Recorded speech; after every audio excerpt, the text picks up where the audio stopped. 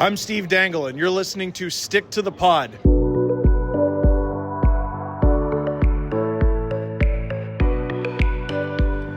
Hello everyone and welcome back to another episode of Stick to the Pod. It's episode 41. We've had a bumper weekend of hockey, so let's get straight into it, starting in the North 2, the Laidler Conference. And first up on Saturday was the Kingston Sharks and the Sheffield Titans, who played out an 8-6 game in favour of the Sheffield Titans. The Kingston Sharks out-shooting the Titans 49-33, and it's Humphreys, Daintiff, Archer, Clegg, Rogers and Booth for Kingston. Matthew Mint with 2, Swaffield with 3, Gray, Sheehan and Jansen's also on the score sheet for the Titans. And in this game, it looks like it was the Titans power play that was the difference in this game. Just the 7 penalties in the game. The Kingston Sharks were 0 for 3 on the power play, but the Sheffield Titans 2 for 4, so 50%, and winning the game by 2 as well. So very much the difference was the special teams in this game. Moving further on into Saturday, and the Sutton Sting hosted the Altrincham Aces,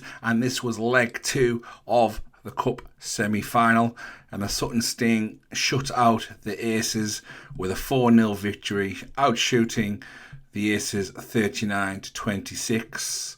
Truswell with 2, Templar and Lawson Gillespie for the Sutton Sting. Back into league action, and it's the D-side Ducks and the Nottingham Lions NIHL 2 side. They played out a 6-goal game with the Ducks coming out 42 victors, but being outshot 47-29 by their visitors. D-side Spriggans with 2, Thompson and D. Wilkes, and for the Lions 2, Davenport and Fisher on the score sheet for Lions. The final game of the Saturday in Laidler was the Telford Tigers hosting the Bradford Bulldogs. It was an 18-0 victory for the Tigers, outshooting the Bulldogs 63-15. And I'm just looking at the game sheet now, just to get you guys a bit more information. So 11 plus 2 travelled for Bradford, so it was always going to be an uphill task,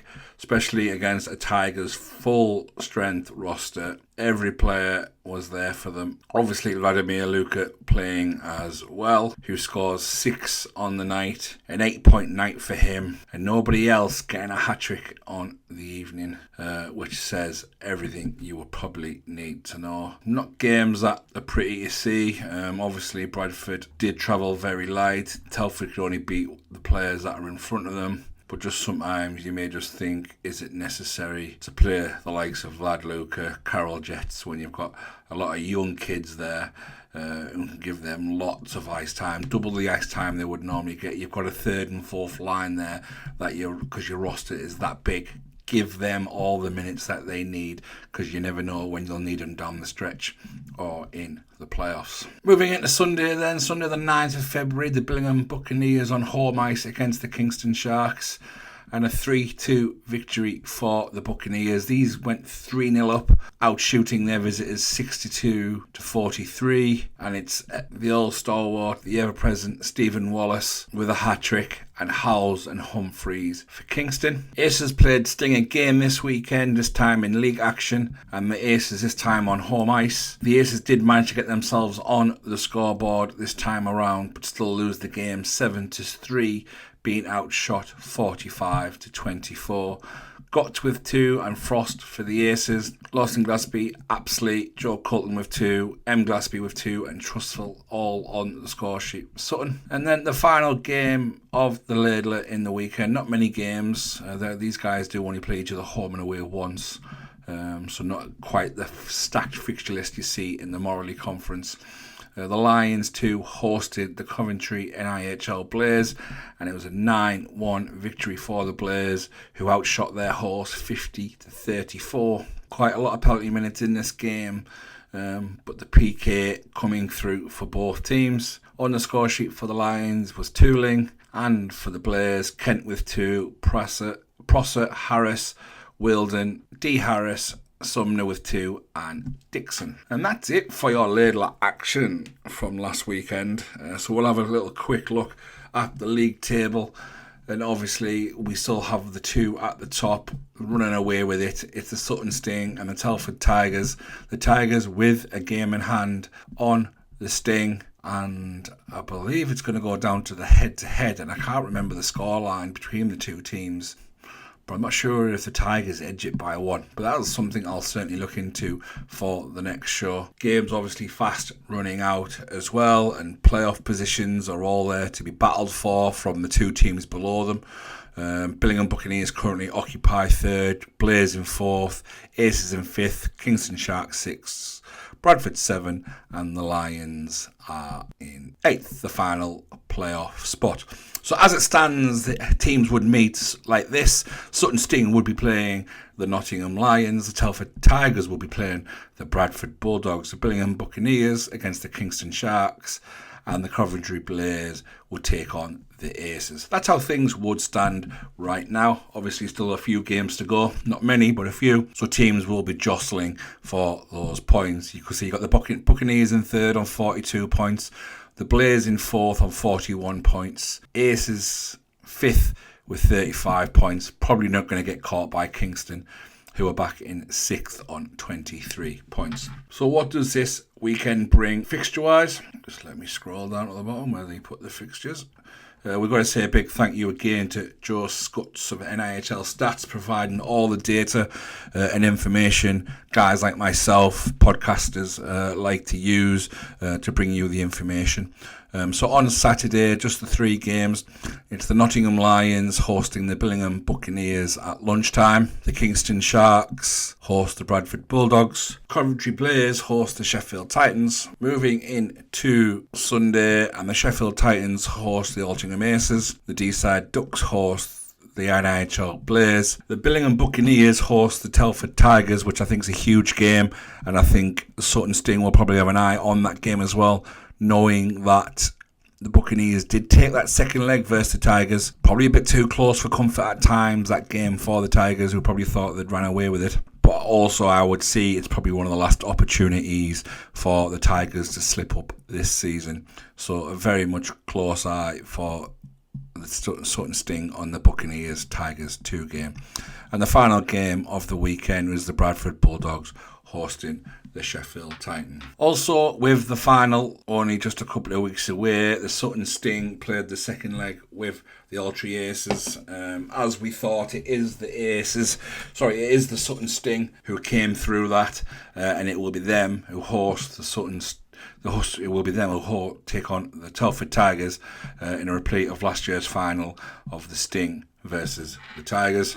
Two very much evenly matched teams, up until the signing of Vladimir Luka, who probably just gives that edge ever so slightly over to Telford, giving them the slight advantage in my opinion. So then, that is it for the Ladler. Let's move in to see what all the developments have been in NIHL North 1, and we will start with Saturday and the Blackburn Hawks hosting the Widnes Wild, and a comfortable night's work in the derby for the Hawks.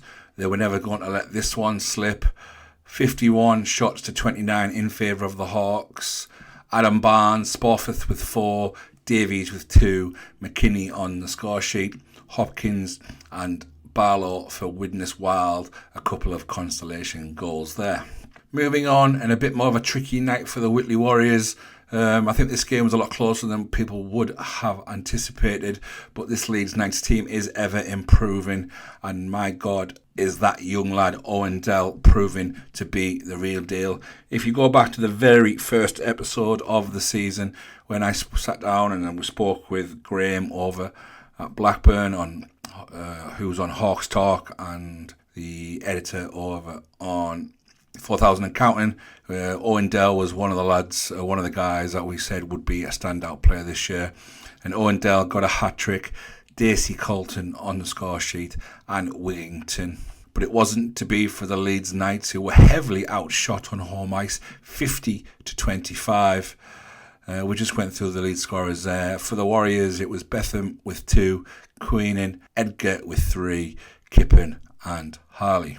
Moving into Sunday then, and it was a full scorecard. Every team was out. Everyone's hustling and bustling for positions, trying to get some form or just trying to find just something towards the end of the season to make next season look that little bit brighter. D-side probably can't wait soon enough for the end of this season. They are going to make the playoffs. They're too far gone now for them not to make the playoffs, but they are probably desperate for the end of the season. I don't know what it is there. I don't know if it's just this is them and they've got too much credit for being a better team than they are, but something is just not right.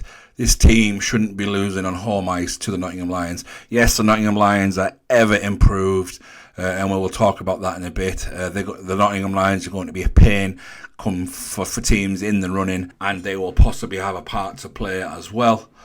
But the Nottingham Lions hammer the D-side Dragons in D-side 8-3. There is just no defence, no nothing in D-side at the moment. Yes, for all that firepower, I think they might have went a bit too hard on the firepower. Yeah, you've got your Witkowski and your Gary Simpson and Hayek. I mean, you could have that as your top line if you really wanted to, and then use Kennedy and Dickinson as defensemen because they can both play there. They've both played there many times before. But no, I believe they're just going forward heavy, playing the lads where they want to play. And I don't know, it's sad to see because they should have played a big part in the title race this year.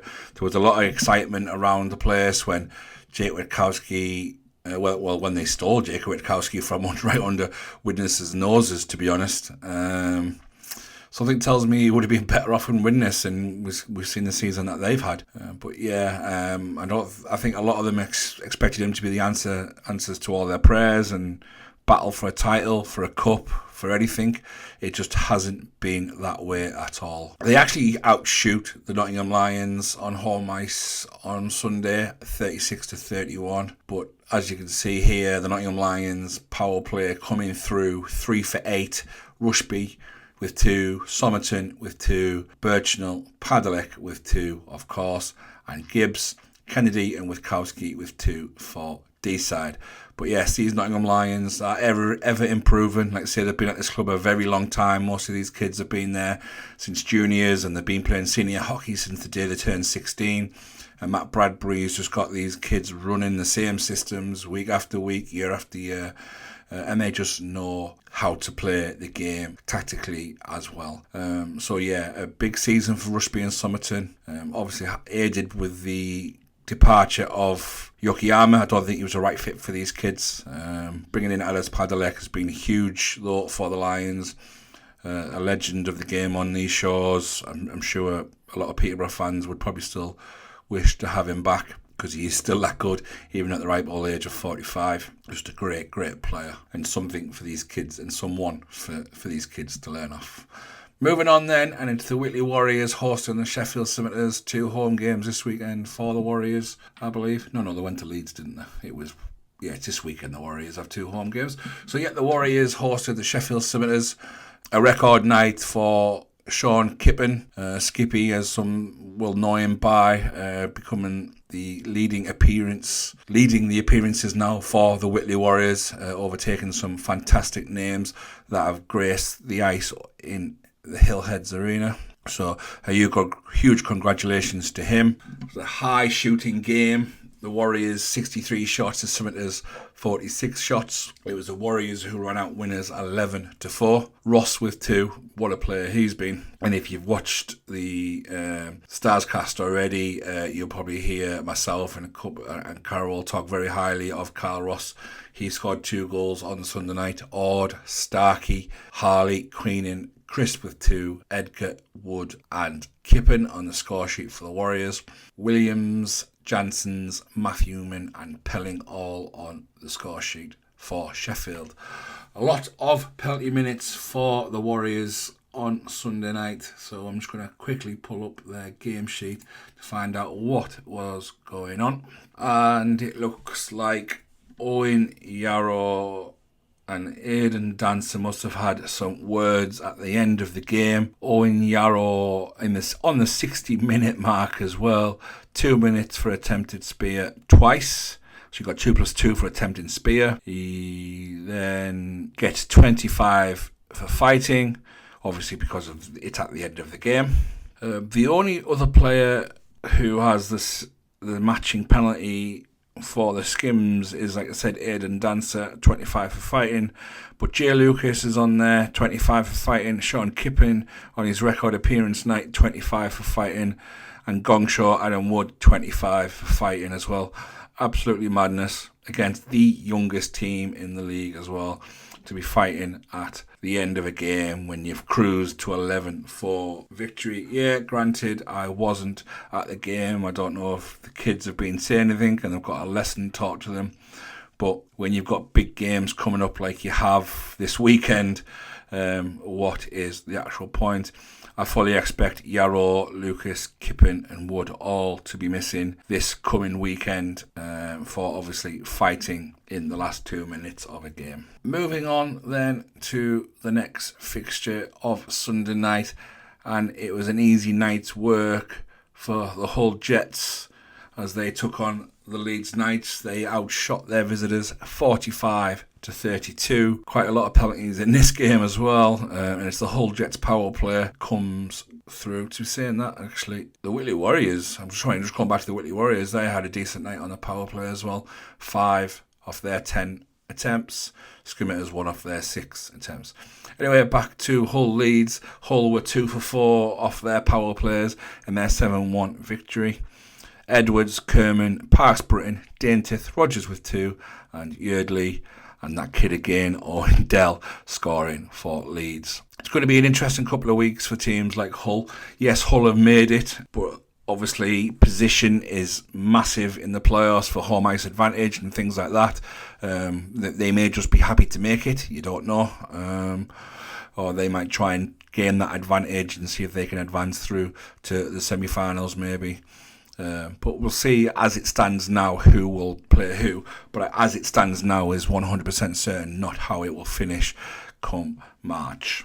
Moving on to the next game, and it was a tough night for the Billingham Stars, defending champions, going into Widnes. It was a scrappy old game. Again, they dominated the offensive zone in, but again, they certainly didn't have all their own way. Some very, very weird officiating on the night, but it is what it is. I believe it was a linesman maybe stepping up for the first time, but these guys have got to start somewhere, and you'd think top versus bottom would be somewhere where someone could do that. But yeah, some very weird officiating, some weird calls. There's no point getting into the depth of them. I'm sure the official will learn from these, and he'll turn out to be a good man in the middle one day. As I said, the Stars outshoot the Widnes Wild 50-31. A good performance from the Wild. I know I upset a few fans, and I don't think they realise where I was coming from this. Saying I was being disrespectful towards the Widnes Wild because they worked hard. I wasn't saying that they didn't work hard at all, but what I was saying is the Billingham Stars did drop to the Widnes Wild level. For as good as Widnes Wild were, they skated hard, they worked hard, but their breakouts were poor. They were entering the neutral zone, entering the offensive zone quite selfishly on 2-on-1s, which made it easy for the Billingham defenseman and the Billingham goalie to square up to Shooter. When they were in the offensive zone, they didn't really dominate the zone.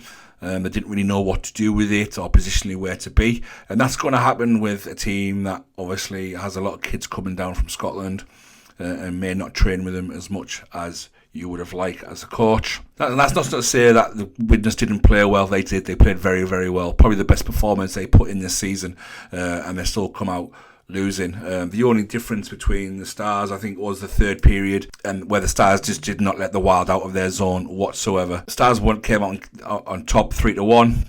And rightly so, deserved winners. I think I saw a comment somewhere saying it was 1-1 and it could go either way.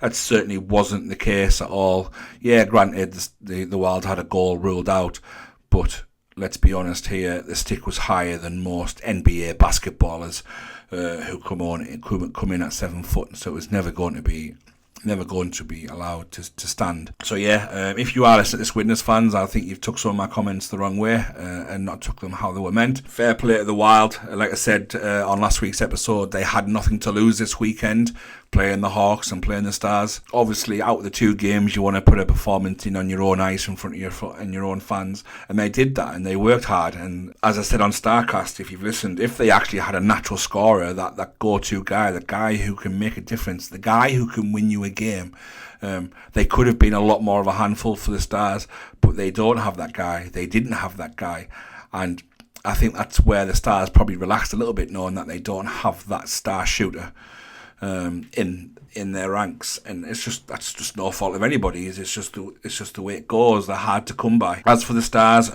wasn't the best performance from them. Like I say, they did drop down to the Widnes level.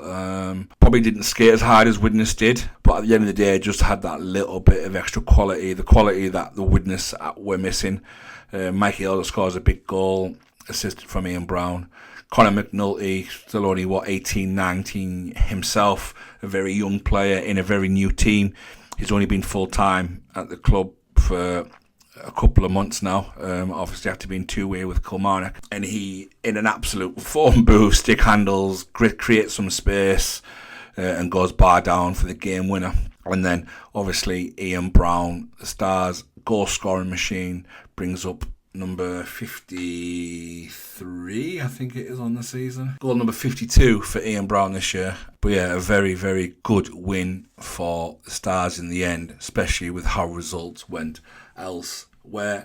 And we'll move into that game now, because it was the game of the weekend. It was highlighted as the game of the weekend, and it certainly turned out to be the game of the weekend. And I just want to start off by saying it's been awesome reading about this game online. All the fans of both sides saying the same things. Obviously, the Barons have had a bit of shitty press over the last week or so, with their fans spitting on one of the Lions players, which we know, unfortunately, there is a bit of form there, and hopefully it's something that the Barons will wake up to and will shut down if it does happen again. But back onto the game, full credit to both teams. They're putting on an absolute show for the fans. A one-goal game that went backwards and forwards. Not many penalties in the game either. Just the referees have stayed out of it, which is great, which is what you want to see. I believe it was a power play goal each as well, so very, very even in those terms. But yeah, a huge game and a huge, huge result for the Solihull Barons, who took the game in the end 6-5, scoring the game-winning goal with just 3 minutes left in the game. So probably be a bit of a bitter pill to swallow for the Blackburn Hawks. And it was a Dan Mulcahy game-winning goal, his 41st of the season. So yeah, huge, just huge. Well done to all the fans as well, coming out online and promoting the game positively afterwards. I know when it's these type of games, fans can, even though you play well, it's probably the harder ones to take. I think sometimes when you lose, you'd rather get stuffed 4 or 5-0. I think I saw a comment from Ollie Lomax in his interview after the game, and he looked very, he may not have been down, but he came across, he was very, very withdrawn, and you could see that he was gutted by the result, maybe because it probably puts that first nail in the coffin of the league title chase for them, because we are bearing down on the end of the season, so that's a very big nail in the coffin for those. Or whether they're just the game that took it out of him, but it's those games that, like when they lost to 9-0, you can shrug it off and say, yeah, it was shit, it just all went wrong for us, shrug it off, we go again next week. But these games, these tight ones, especially when you're leading in the game as well, you're 5-4 up with 10 minutes left in the game, you feel as though you've got enough there to probably see the game out, and then 2 goals. Well, I think it's 2 goals in a minute and a half there, is it?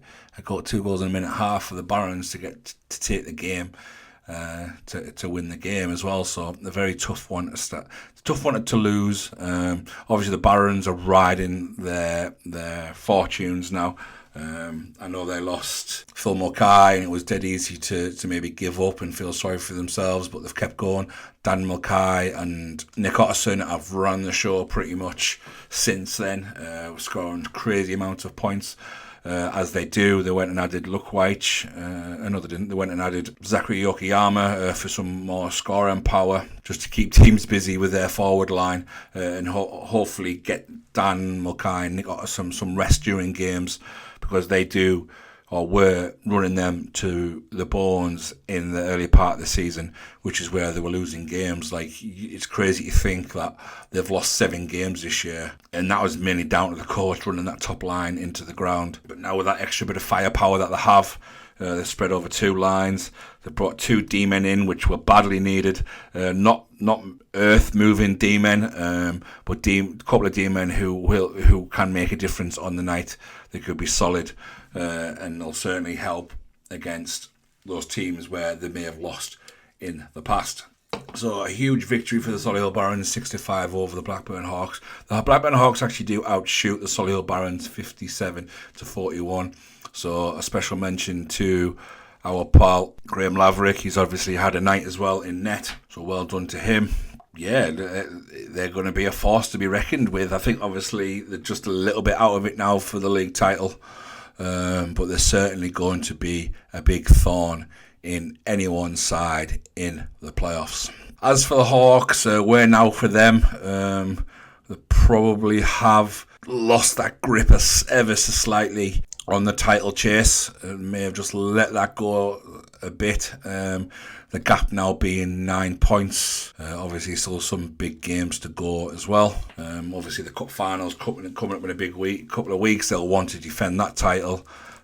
Maybe that's one thing they can keep Billingham from winning this year. But as for the league table, the top 3, not really point going into too much detail with the top 3. Billingham Stars are top with 75 points. Blackburn Hawks, same games played. The top 4 are all on the same games played, to be fair. All on 28. But Hawks are in second with 66 points. Like I said, 9 points behind the Stars. But they are only 5 points ahead of the Barons. And they do have each other to play again as well. So that game could be pivotal. And I think it's the first weekend after the cup final. So that game could be pivotal. 12 points behind in 4th place, behind the Barons, that is 4th place, and they're probably going to stay there. There will be that 4th place team, and looking like they'll get that home ice advantage. The free-falling Deeside Dragons are then in 5th with 27 games played on 45 points. 6th place is the Whitley Warriors, and they've got 2 games on hand on the Dragons. Win both of those games, and they will jump D-side. However, in 7th place, right on the tails of the Whitley Warriors and just 5 points behind, but also 2 games in hand on the Lions as well, does the Warriors have. Those 2 games in hand could be huge. We could be in a position where the Lions may just jump D-side, depending how things go for them. I know the Lions have got the Stars coming up twice. They do have the Warriors twice as well, I believe. So some big games coming up. Leeds, well, they won't be catching Nottingham 7th place. They're 15 points behind in that respect. It's just whether they can stave off any threat from the Widnes Wild.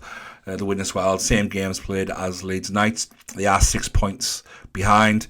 Last year, you said no chance. That would have been 3 wins that the Wild would have had to get on Leeds. But now it's only 2 wins, and they do have 1 more game against each other to play as well.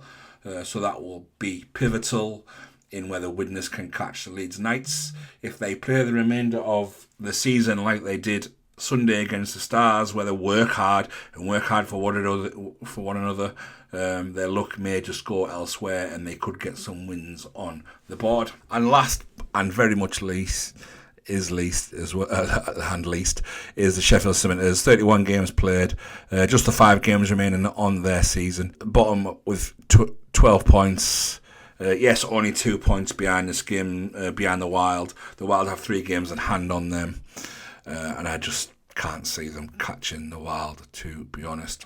So let's see what would happen if these teams would start playoffs tomorrow morning. Who would play who? So as it stands right now, the Billingham Stars would be hosting the Leeds Knights, the Blackburn Hawks would be hosting the Nottingham Lions, the Solihull Barons and the Whitley Warriors, and the Hull Jets and the Deeside Dragons. So a couple of huge games there where you think could go either way.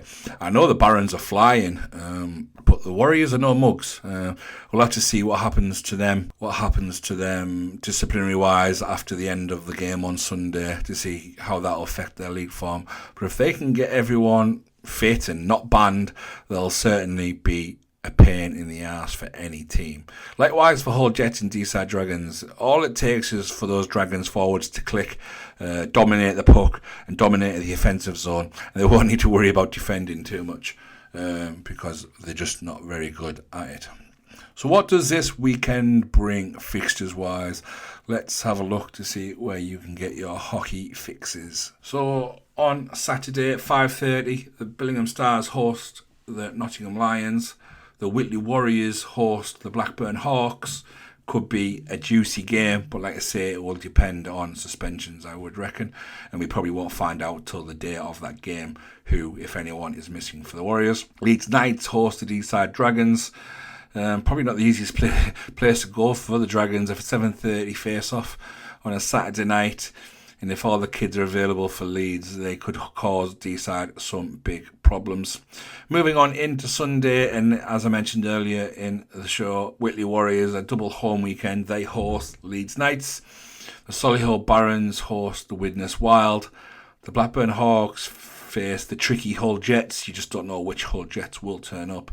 And the Billingham Stars travel to Nottingham Lions for a face-off that'll be any time after 7:20 and maybe just before next weekend's cup final. Some big games there. I think the Warriors-Blackburns game could be a huge game. And I think the Billingham-Nottingham games, the Nottingham are playing really well over the last few weeks, scored a lot of goals. So the Stars will have to be very switched on. They've just got that 9-point advantage, and I'm sure Mikey and the coaches won't want to give up that advantage. But I think the Stars will be comfortable and confident at home on Saturday. But literally on the Sunday, we'll be like going into the Lions' Den and playing Nottingham on their own ice will be a much more difficult task. So that is just about it for this week's show. Nothing too much to go into off ice. Nothing really is happening now. No player movements or anything like that. I know one or two signings have happened, but they're not really transfers as such. I think the Buccaneers brought in Shuggy Galloway's older brother. He used to play league hockey a few years ago, and he's turned back to try and give league hockey another go with the Buccaneers. So let's see how he goes as a bit of Division 2 news. But other than that, nothing really major to report. Hockey elsewhere, I think everything's going as pretty much everyone would expect. I think the NHL's on a break. Obviously they've got their Four Nations stuff that starts Wednesday night. The Leeds Knights and MK Lightning in the National League traded victories, one each over the weekend playing each other. I think both teams won away from home, didn't they, against each other in that one. And the Elite League, I haven't really been following the Elite League too much league-wise this year. Just with doing the podcast and doing the Starcast podcast as well, and just trying not to do too much. But I'll probably give them a little look into, as I say, we're heading into the fun part of the season now, all the run-ins now, so we'll start looking at a few league tables elsewhere, see what's going on. And we'll give you some updates on what's happening there. And obviously we'll have a little look into the south. I do need to get in touch with Ben, see if he's available, to see if his early season predictions of who might meet this year come true. But I know the south's been some wild things been happening in the south lately, and maybe just a new champion is on the verge of being announced as well in the south. But still plenty of hockey to go, but games are running out very fast. Any questions, anything you want to ask, please do get in touch. The email address is sticktothepod@gmail.com. Drop me a message on Twitter or Facebook. I will never call it X because it just sounds crap. So yeah, just drop me a direct message on Twitter or on Facebook. Or even just come and say hello to me at games. If you recognise me, know who I am, come and say hello. I am friendly and I will talk hockey all day long. So yeah, come and say hi wherever you may be, or drop me a message or an email. So I do think that just about covers it for this week. Got another bumper weekend of hockey, so next week's episode will be a good one. I am pretty confident Mr. Graham Hamilton will be on with us. I won't do it as a separate interview. We'll just get him on the show. He'll be a bit of a co-host for the night, because obviously we have the cup finals to talk about as well. But that is it from me this week. So I've been your host. It's been a pleasure as always, and I'll speak to you next week. Bye for now.